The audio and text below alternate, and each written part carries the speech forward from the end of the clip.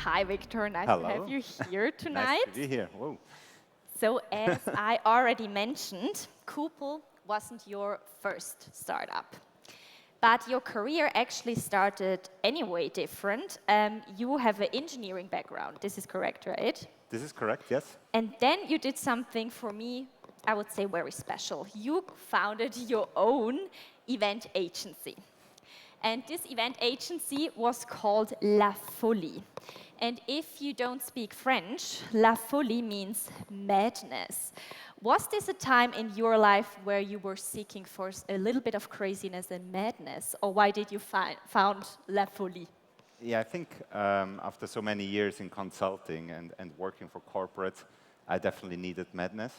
I just felt like I just really need something very, very different.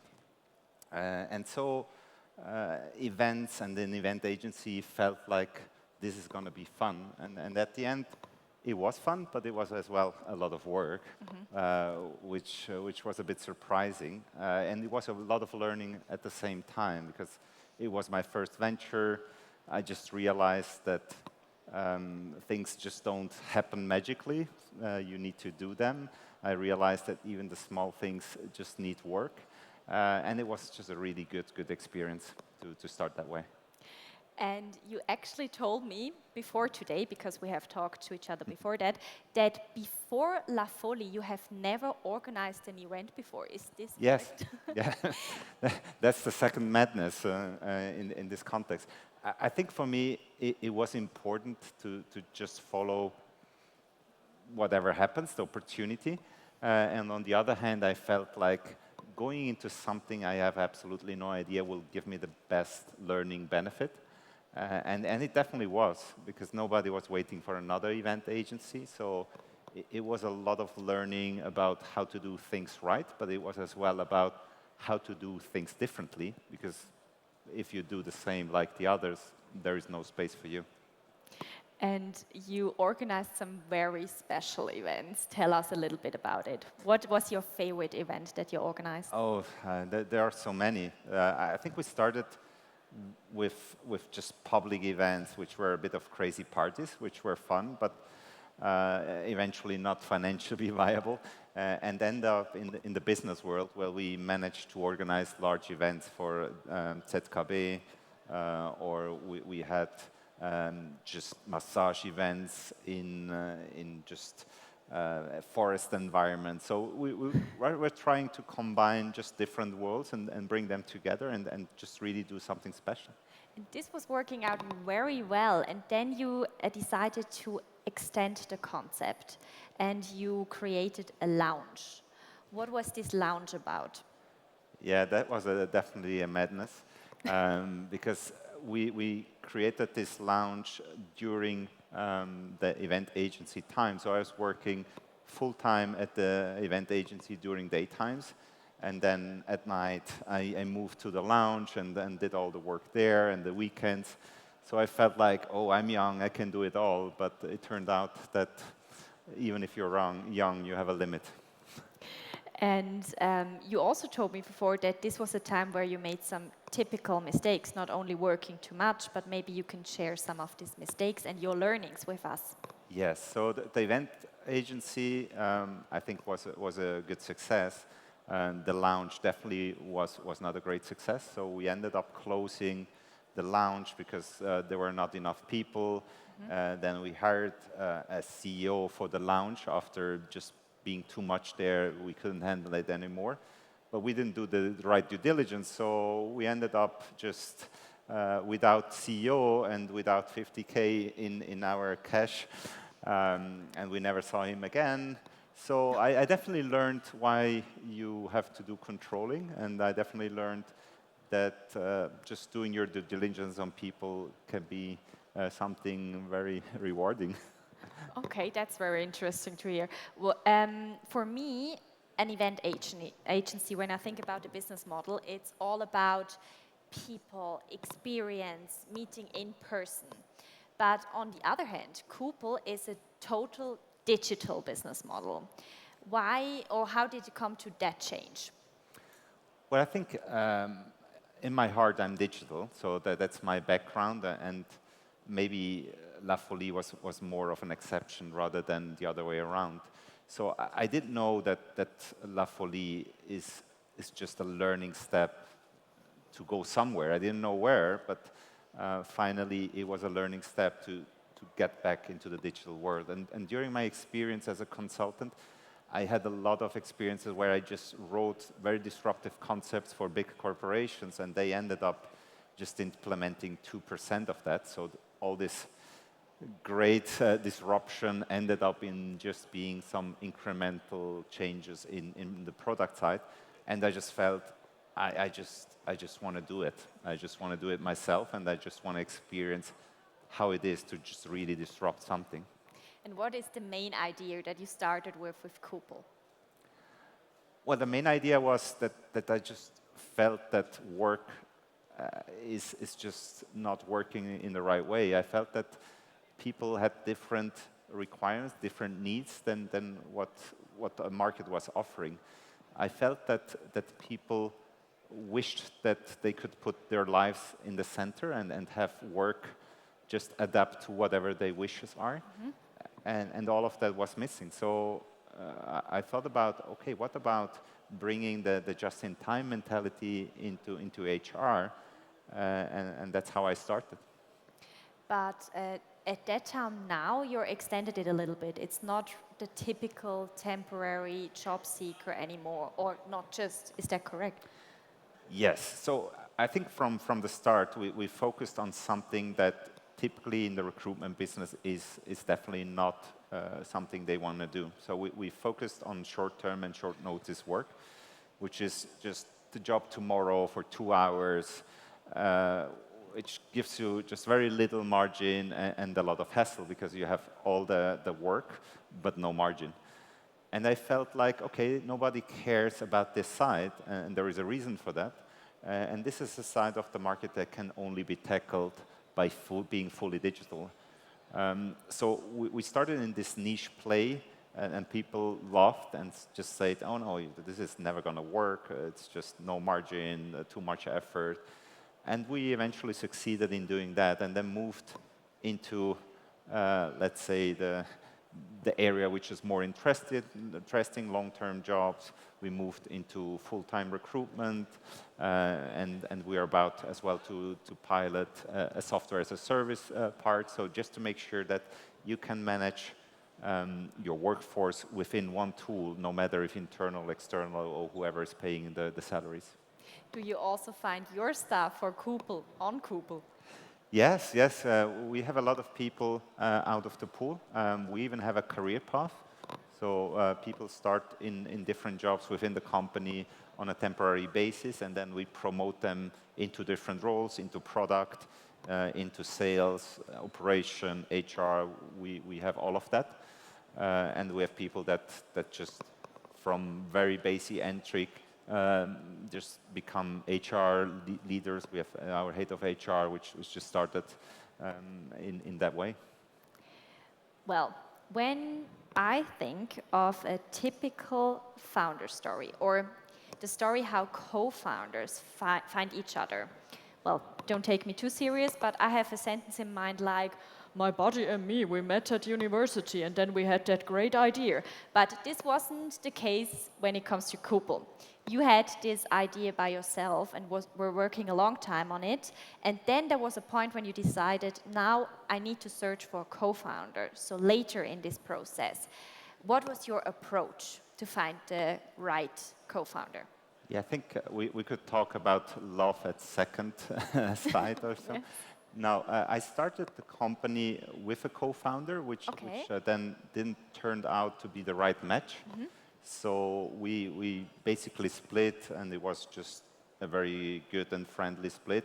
There was nothing there, so there was not much to fight about. And then I had a time where I just worked in my spare time on the idea, but I felt that this is too big of an idea to do it alone. And I just love to work in teams with people and share just all the experience, because at the end, going into this journey is a sacrifice, and you want to have people around you where you just can enjoy the time, even being late night there, and whatever you're doing, it's just very different. So I just looked around and looked who could be the right match, and then I have a friend which is more specialized, let's say, in the back office side of what needs to be done, and in HR and the recruitment industry, this is a quite big thing. Just after our approval, there's the whole payroll, the social insurances, and so on, which is not my strong suit. So I felt, oh, this is a really good just complement to what I do. And another friend which joined the company came from the recruitment business background, because I didn't have any experience in recruitment business, so similar to the event agency. And I felt it may be good to just have somebody that knows how the business works and can bring this experience. So it was a bit of an opportunistic, but still somehow strategic approach. And Coople is all about flexible work. What does flexible working means to you? It definitely means freedom to me. I think the freedom to have a choice, the freedom to be able to decide when, where, and how you want to do your work. And it's so important to me that I live this lifestyle. I definitely have a setup in my life that is flexible. So what does that mean? We are traveling. We are traveling the world since 2 years. We are in camper van with my family, and I'm working remotely. So I do work wherever I am, in Colombia, in Spain, in Italy, sometimes here in Switzerland. And yeah, that's how I And work. what was the last destination that you were working? Right now, I just flew in from Spain. So we are in Spain at the moment. Isn't it challenging then to work together with your team if you're not in the country? Or what are the challenges that you're facing? Yeah, obviously you need to adapt the role you have to what you're doing. So in my context, this means that I cannot have a just operational role on site. So I handed over the CEO role at the end of 2018, beginning of 2019, with a just smooth handover. And then gradually reduced my operational time at the company, and then I was ready at the beginning of 21, just reduce to about 20-30%, which is our more strategic work, coaching, advising, and some conceptual, just creative work that I can do wherever I am. Do you think that every company in Switzerland is ready for flexible work? Oh, they better should be. I think the market is changing rapidly. Just predictability of the business is just very, very challenging. You don't know when your guests will be there, when your customers will expect something from you. You don't know what kind of skills you will need next. So I think being able to have a fluid workforce will be just very central and very important for success. For startups, for large enterprises, for everyone. You do not only live flexibility when it comes to your own work style, you also wrote with some other authors together a book about it. It is called Flexible Workforce. Who should read this book? Well, when we started writing this book, it was about documenting that flexible work is not something for the future. It's just here, and it can be implemented. But at the same time, it's not just a buzzword. It requires work, it requires adaptation, it requires change within the organization. So we try to not only have theoretical aspects in there, but as well look at the practical side, like what does it mean from a legal point of view, what does it mean from a health perspective. We as well have multiple just use cases, just real life cases within the book. So I think there is no reason to not read the book wherever you are, because it gives you a strong background. Obviously, it's more targeted towards managers and HR managers. But I think at the end, just the concept of flexibility and what you could achieve with it is just something everybody can just implement. What is the best tip that you can give to a manager if they want to implement flexible work? It's a change of mindset, definitely, because a lot of people are used to say, yeah, what do I need? And then they start to recruit, and then they prepare, they do the onboarding. I think flexibility is more of an agile approach, where you just bring in people, let them work on something, they just produce something just right away without a big onboarding, and then you gradually move them and train them into other roles. So it's just very, yeah, agile. The pandemic years were difficult for a lot of industries, but I can imagine especially also for the one that Coople is in. Yeah. So what are your biggest learning from this time? Well, it was a bit of a shock, I must admit, because just really overnight, 80% of the turnover just disappeared. And then you have 150 people sitting there and say, well, what we do tomorrow? And so it was just reinventing yourself. So how do you reinvent 80% of your turnover within a year? And as you're already just a decent size, that means that you just really need a lot of customer. Fortunately, while hospitality and airports and so on just went down, we had a big boost in retail, in logistics. We had a big boost as well in healthcare. So it helped us diversify, and I think we ended up being stronger than before. I think we are just 3x what we were before COVID, so it was definitely a healthy development. In 2016, you started Coople in the UK. Why the UK and not, for example, a German-speaking country like Germany? Yeah, we work in a very regulated environment, and Germany is just quite a hard setup in terms of flexibility. So all the regulations within the employment law are just geared towards not making it possible. So we felt like this may be just a very unsecure setup in one hand. The other strategic thought behind that was that if we want to secure and block US competitors from entering the European market, then we probably need to just lock down London, especially London, because most of them will not start somewhere in Germany or France because it's culturally just such a big difference. So that was more of the strategic side. Obviously, it took us way longer than we thought, and it's a very challenging market. So it didn't work out the way we thought it would. But yeah, that was the reason. What's a hands-on tip to manage cultural differences that you learned from this time? Well, the cultural differences usually don't sound that big, but finally end up being a challenge. So I remember our first just worker casting, where just people showed up, or they were expected to show up, and we were used that people don't show up to such events.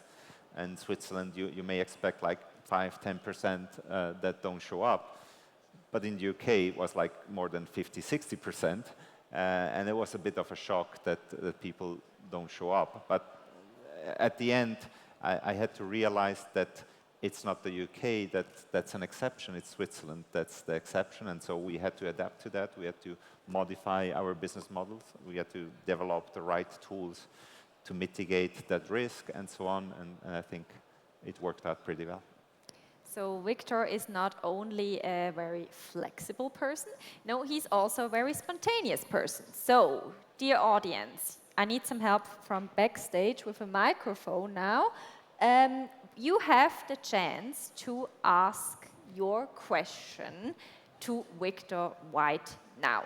Is there a question from the audience? Now I can see you. Don't be shy, ask your question. Anyone? Really? No question? All shy? All too shy? I give you 1 more second to decide. I think I saw a hand there. No? Okay, I have many more questions to you. So Perfect. If you don't want to take this chance, last call for questions? No?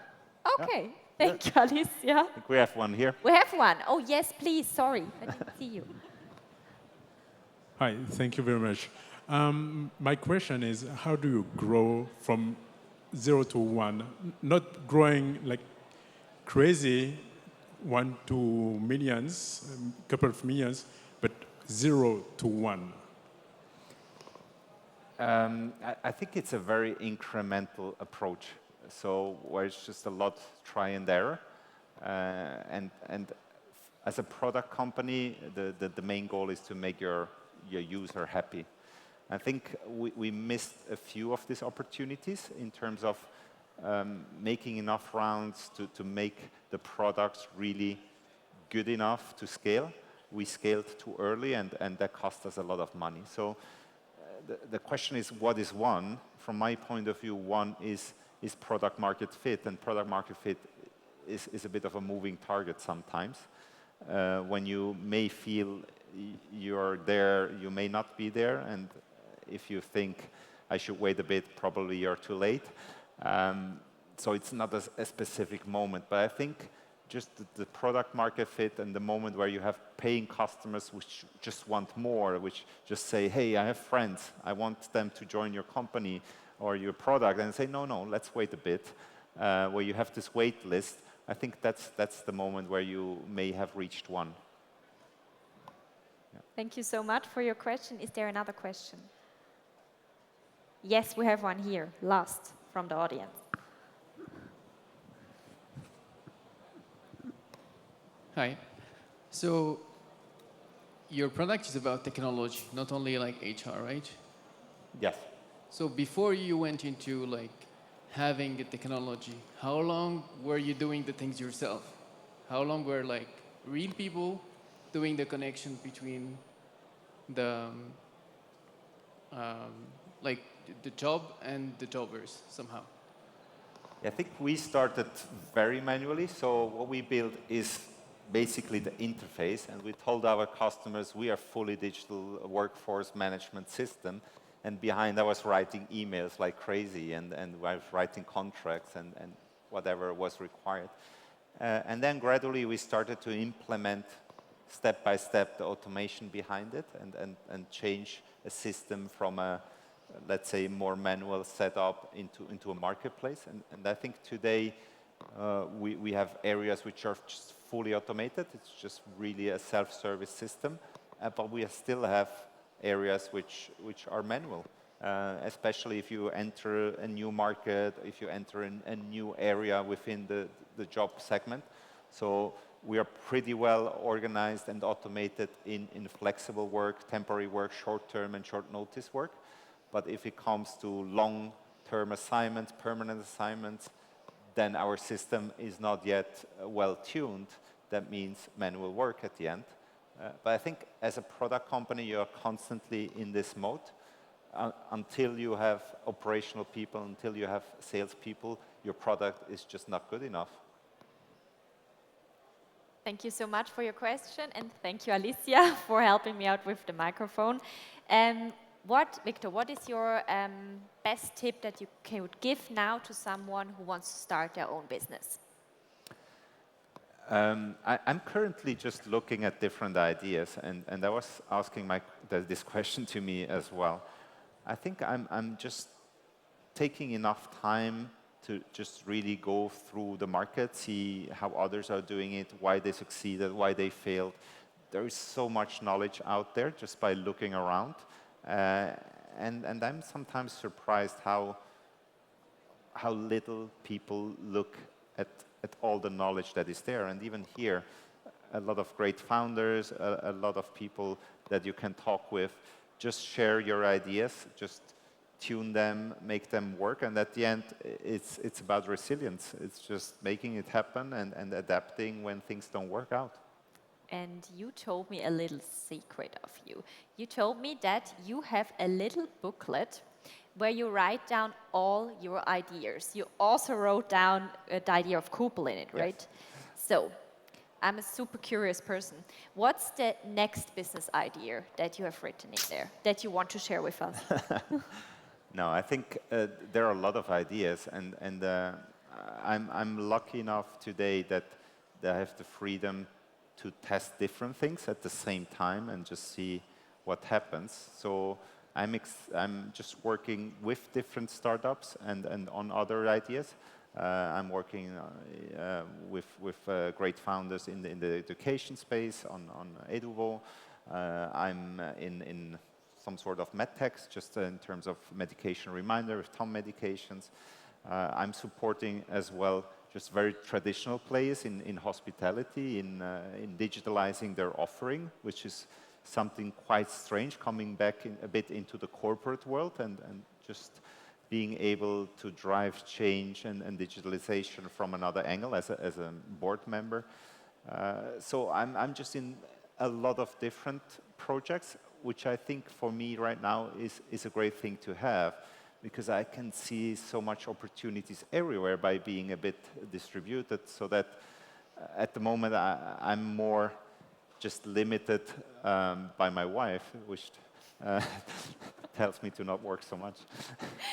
Well, I think we're going to hear a lot from you in the future, because this booklet will never end, I'm sure, and I would love to read a little bit more in it. Thank you so much for this fireside chat, Viktor Calabrò, and we are going to leave the stage now together, Great. because my colleague Joel will take over for the next panel discussion. Big applause for Viktor, please. Thank you.